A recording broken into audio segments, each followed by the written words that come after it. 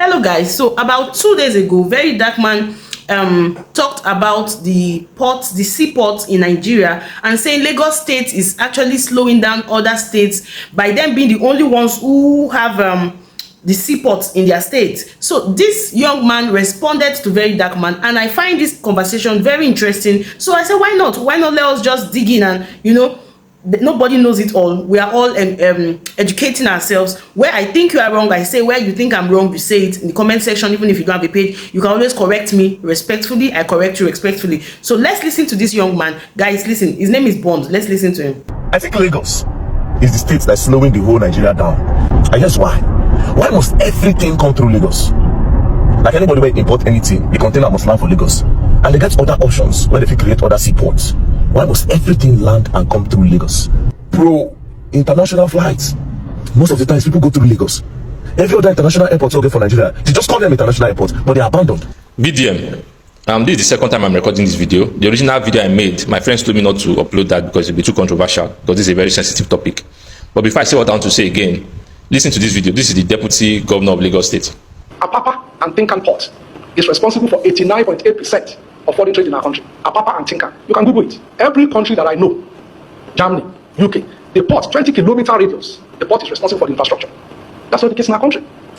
You need to know the amount of resources we spend, and they destroy it. Because the volume of trucks that comes out is destroyed every time with the bills. Because in fact, people have left Apapa. When we were growing up, Apapa was the place. All the big men were living in Apapa. From Apapa, all the big men. But today they ran away. So we are destroying everything that our fathers have built. So today Apapa is a shed. In fact, the one that saddens me the most was a bank. They built their office. I think it's Access Bank. I think. They covered it. They didn't want to show. It's still there like that. It's been there for maybe 50 years. They just said we can't because they set up federal. Who does that anywhere in the world? We set up federal committee and navy to clear a road. How about your mom? Why? You know that our country, because of what is happening in Apapa and Tinkan, a lot of the ships stopped coming to Nigeria. Our country became a transshipment port. They will stay in the middle and then start loading to small because we didn't dredge the place. It's shallow water. So protecting those must be important. Marine operation must be important to our country. But we just allow our state, the state of Lagos, to carry that body. It's unfair. So if you listen to that video properly, you realize that he was basically saying that the Apapa and Tinkan ports are a burden to the Lagos state government because these ports are federal ports, and according to him, it's the federal government that's supposed to maintain the port and the infrastructure around it. But what is happening? The federal government is not doing their job. So Lagos state government is now forced to. They are losing money, first of all, because businesses are living there. A lot of people are no longer living there anymore. So firstly, Verydarkman never said Lagos state government. He said Lagos state. He did not specify to say Lagos state government is. He's trying to say the port should not be in Lagos state alone. He didn't say Lagos state is not the one that has the authority to give the ports. So that's I think you didn't get the point there. It's not Lagos state he was talking about. And also the deputy governor was stating clearly that between that radius there, the government is supposed to be responsible for the road, but because the government is not responsible for the road, it's affecting them, it's affecting other business life around there. Does not mean he's saying that their port is not the port there is not necessary, or that Lagos state is tired of the port, or the port is a burden to them. No, he's also saying it's just this is now is the normal thing. He's coming to tell the government to wake up and maintain their property. You understand? But then you also check out, you see that property that's been there, which is the seaport, Apapa and Tinkan port, is also giving Lagos state revenue. It's giving Lagos state revenue. The trucks that go there, they pay whatever toll fee, whatever money that they pay there, they pay there. And even though there is a federal port, the state government also has income from it. So let's continue. First of all, because businesses are living there, a lot of people are no longer living there anymore. And then on top of that, they're not spending money to maintain the infrastructure around there because it was affecting other parts of the state. So when people make this topic, making it look like Lagos state government is intentionally sabotaging other people, like it doesn't make sense. Now, Lagos state has a port in Lekki that is partly owned by the Lagos state government. Maybe you need to find out why that port is not as commercially viable as the Apapa and Tinkan ports, and to give you an idea why the other ones are not really working. Now, to the issue of Lagos state has a port in Lekki. You should find out why that one is not working. That's not really like a port. Maybe you should check well. That's not a port. You can't have 3 ports in one. Okay, so what's the use having a port in Lekki when the main goods you are going to bring in needs to clear at Apapa or Tinkan, because it's federal that clears, not the state. It's federal that clears. That state jetty or port or whatever you have there is for the goods that are coming from other states. Those other states can pass through that place. Goods from other states can, ship can come and drop their goods there from other states in Nigeria, not from other countries. Other countries land in Apapa and Tinkan. You can't bring a 40-feet container to come and clear in Lagos State Port in Lekki. I don't know if you get my point. And besides, there are other things that federal, let's say the immigration, custom service, and all of that. So they can't be in the Lagos State Port. That I don't know if you get. The state port is for state activities, interstate activities, not for federal international activities. So let's continue. Airports. I mean, Nigeria has 6 to 7 international airports. In the southwest, we have Lagos. In the southeast, we have Enugu. In the south, we have Port Harcourt and I think Calabar. In the north, we have Kano and Abuja. So the Lagos state government put out a memo to the international flight community that other planes should not fly to other states, that everybody must come to Lagos. When a plane is taking off from New York, London, Qatar, and people want to come to Nigeria, and they are seeing that I'm just going to quickly cut you in there. Now, there is something they call business activities. If I am bringing in goods from another country and I clear it in Lagos port, and then I want to travel, why would I want to travel to another state to take international flight back? Besides, the Lagos port, the port that is in Tinkan and Apapa, automatically makes Lagos a commercial city, like it or not. The port that is situated in Tinkan and Apapa automatically makes Lagos a more viable city, a more viable state. So if you say the port, the aeroplane, international flight in Enugu is not working, international flight in this place is not working. If you say those flights are not working, is it that Lagos State release a memo that they should? No. But then you would, I don't know how to explain it, but in terms of business, it's because everything is almost at a place. You want to clear, it's here. You want to do custom, it is here. You want to do this one, it is here. Even sometimes you want to do passports in some states, they will tell you to go to Lagos or go to Abuja. Almost all the banks have their headquarters in Lagos. Almost all the headquarters of most of the oil companies are also in Lagos, because that is where they clear. That is where the port is. The port is the main soul of the business. If I'm carrying millions or billions or whatever from my container, and I want to go and pay it into the bank for customs clearance or whatever you want to go and pay into the bank, that is why the banks are there. If you want to do, you are also clearing another type of business, and then you can't finish clearing, you need to lodge in an hotel. It moves the hotel, the hospitality and hotel business. So the port automatically being in Lagos is a brain work already.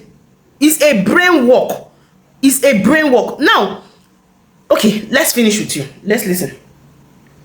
Or do you say that because of 4 people that want to go to Enugu or 4 people that want to go to Kano, one full aeroplane will not go from London to Kano? That's not how it works. Aeroplanes go to places that have economic activity. So we need to find out why all these other states don't have as much economic activity. Now you are saying the same thing that I'm saying. Why do other states not have the same economic activities like Lagos? It is because of the ports. Go and check out other states like Warri. When the seaport in Warri was working before, MPA, a lot of people got jobs from MPA. If you are not a loader, you are a truck driver, you are a this, you are a that, you are a clearing agent, just by the seaport being there. So the economic activities is available there because of the things that the government has put in that place. I don't know if I'm making sense enough for you, but I'm just trying to let you know that it is the port that is there that is bringing up the economic activities. Oh yeah, let's continue. That's not how it works. Aeroplanes go to places that have economic activity. So we need to find out why do all these other states not have as much economic activities as Lagos? What are the state governors of these states doing? Not just about pointing fingers and raising unnecessary tribal sentiments. Not a tribal sentiment. It is you people who takes it as a tribal sentiment. Now, I don't know why when someone talks, they say, oh, this and that. Why you don't talk? You say, oh, no, let us for once sit down and reason as Nigerians and not tribe. Reason as a Nigerian and not tribe. Imagine 220 million people being served from one seaport. 220 million people, over 220 million people actually, being served with one seaport. And you are complaining of congestion, you are complaining that the road is bad. Why won't it be bad? You are benefiting in other ways. So it's not a tribal issue. What VDM was saying is that these things should go everywhere. Now, the seaport going to Onitsha, I think I saw the one that Jonathan was doing. Then they almost finished it. They were even dredging the sands from the River Niger. They were dredging the sands. I don't know how they just stopped. Buhari just stopped it. They just stopped it. Jonathan already started that project. I don't know how they stopped it. That was even before they started the second Niger bridge. Now, let me just tell you something. 50% of people come to Nigeria are coming to Lagos.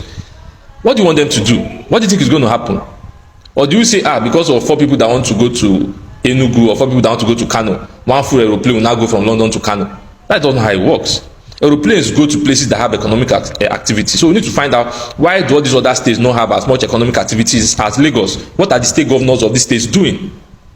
Not just about pointing fingers and raising unnecessary tribal sentiments. Now, even if we want to politicize this thing, I'm sure the reason why you're mentioning Lagos is because the president is from Lagos. My question to you is that, is Tinubu the first president of Nigeria? Obasanjo was from Ogun State. Why didn't he make Ogun State London? Why didn't he make the international airport in Ogun State vibrant? Yar'Adua and Buhari were from the north. Why didn't they make the international airports there very vibrant? Goodluck Jonathan was from the south. Why didn't he make the ports vibrant? So why, again, I don't want to take this to a place where it will be misinterpreted, but please, you need to have information on certain things before you comment on certain topics. Now, if you say, Obasanjo, why didn't he do this? Goodluck Jonathan, why didn't he do that? This one, why didn't he do this? See, that is like, okay, I saw in your comment section, somebody even said, why did Jonathan not do seaport? Why did this one not do seaport? If we want Nigeria to get better, can we now agree that a president has no tribe? If we want Nigeria to be better, can we agree that the president has no tribe? Because if the president has a tribe and you keep, it's my tribe, it's not going to work. The country is not going to work. You need to understand that once he is a president, he belongs to every tribe. Once he is a president, he belongs to every tribe. Just same thing when you are a governor. Let's say you are a governor of Delta State. You are not just an Urobo man anymore. You're not. You shouldn't be buried that, you are an Isoko man. But you are now belonging to every tribe. Both the Ndokwa, Ika, Anyocha, Urobo, Isoko, Ijo. You have now become you are not picking one language anymore. You now have to govern everybody. That is the only way this country can get better. If not, we will keep moving in circles. Because if an Igbo man comes in, you will say, why are you talking to an Igbo man now? Why didn't you talk did we talk when he was a Yoruba man? Why are they talking to Yoruba? Why are they talking to an Igbo man? An Hausa person comes, no. Everyone should tell the president, see, we should have a minimum of 4 ports in Nigeria. A minimum of 4 seaports in Nigeria. We should have one in Lagos. We should have one in Delta State, Warri. Yes, we should have one in Delta State, Warri. We should have one in Anambra, Onitsha. Precisely, we should have one in Anambra. Then we can have one in Kogi or whichever of their northern states has good river. You understand? That they are sea. So, if we have these 4 seaports across Nigeria, it's not just going to break economic activities. It's not going to bring economic activities alone. It's going to help us reduce the number of accidents, the level of accidents from trucks, because when they clear in Lagos, they need to take that container to the east. They need to take that container to the west, to the north.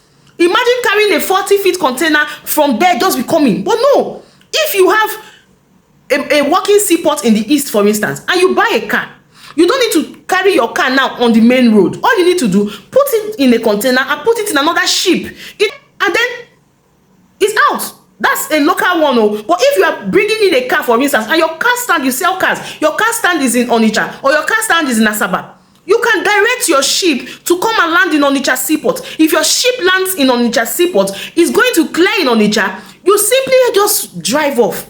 You don't need to have those heavy containers on the road anymore. I don't know if I'm making a little sense to you, sir. Like I said, it's a conversation. We're all educating each other. So if we keep saying, because we are not going anywhere. And I'm sure you also want the country to go somewhere. Because I saw a lot of comments. Some people say, Vivian does not have an idea on this. You shouldn't even talk about some things. He is entitled to speak on everything like everybody. He's entitled. So it's going to decongest the roads. It's going to allow our roads last longer. It's going to reduce accident risk. It's going to create more jobs opportunity, because at this point, people in Anambra now, some will be working as loaders, some will be working as truck, some will be working. They are different. Check out people that work in the port. There are different things they do in the port. Different. They have mechanics in the port. They have different things. Now imagine if Lagos Apapa Port has people who are working, eating from there, selling food, doing other small things, selling clothes, you know, drinks, all those things. Imagine if total people benefiting from that seaport is like 50,000 people or 20,000 people, including drivers, and let's say 20,000 people. Now 20,000 people will be in Tinkan, 20,000 will enjoy in Apapa, 20,000 will enjoy in Enugu, Onitsha, 20,000 will enjoy in Warri, 20,000 will enjoy in Kogi. You have brought down the level of poverty. You have increased economic activities in all these other places too. So the benefits of saying we need ports across Nigeria is not a joke. It's not a joke. As a matter of fact, it's a case of emergency. A minimum of 4 seaports. 4. A minimum of 4. Any president that releases 4 seaports, the only thing they need to do is to dredge out the sand, dredge out the sand, sell it off. They used to sell off those sands. Dredge out the sand and let that place, let ships be able to come in. You will see the economic activities that will come up there. A lot of ships can't even come to Nigeria again because the volume of ships that are not properly cleared already in that port is too much. Who wants to stress all that thing? So you go think and say, abeg, let me stop in Ghana. They use truck and carry your load and come to Nigeria. So we are losing money if you look at it. Thank you.